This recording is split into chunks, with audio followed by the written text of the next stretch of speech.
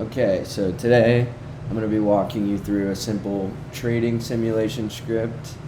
So this code processes 30 days of Apple stock price and follows a basic trading strategy. The goal here is just to track portfolio performance based on predefined buy and sell rules.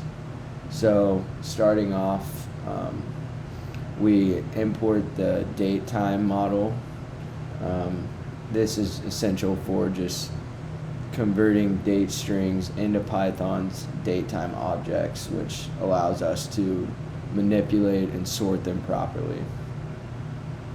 The next part is just defining the data inputs, and this is two lists: the dates, which is a list of strings representing the stock market dates, and then the closing prices, which is just the corresponding closing prices for Apple stock on those dates.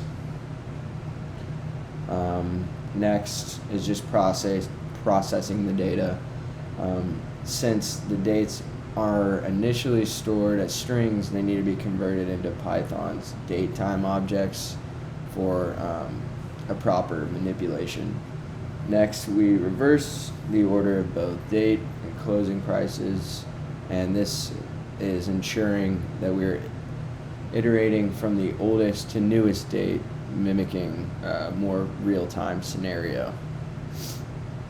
Next is initializing portfolio variables. So before we start processing stock prices, we need to define the following: initial cash, and we're starting with 10K in cash. So that is that, and then cash equals initial underscore cash.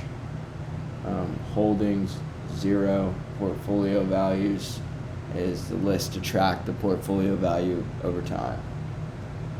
We also print the table headers for displaying the transactions. As for implementing the trading strategy, the script loops through each day's closing price starting from the second day, and it compares it to the previous day's price and makes decisions based on predefined rules. If the stock drops more than 2%, you buy one share, if enough cash is available, obviously. And if the stock rises more than 2%, then you you sell the one share, sorry. Otherwise, you're going to hold the stock and do nothing.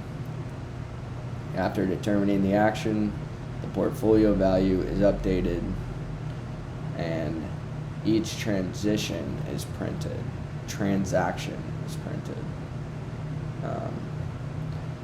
For the final portfolio evaluation, at the end of the loop, the code is going to calculate the final portfolio value, which is just the cash balance plus the market value of shares held, and then the total P&L, which is just the difference between the final portfolio and the initial 10,000.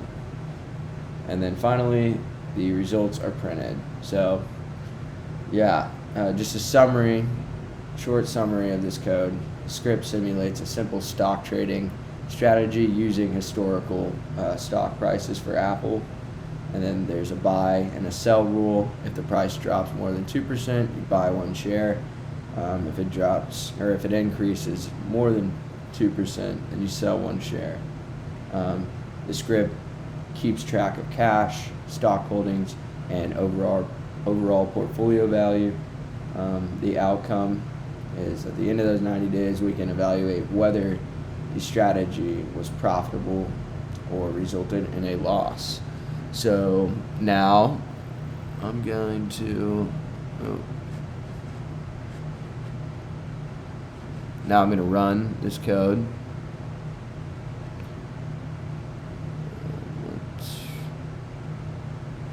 And as you see here, the final portfolio value is $9,992.54. So the total loss was $7.46. So, yeah, that is it.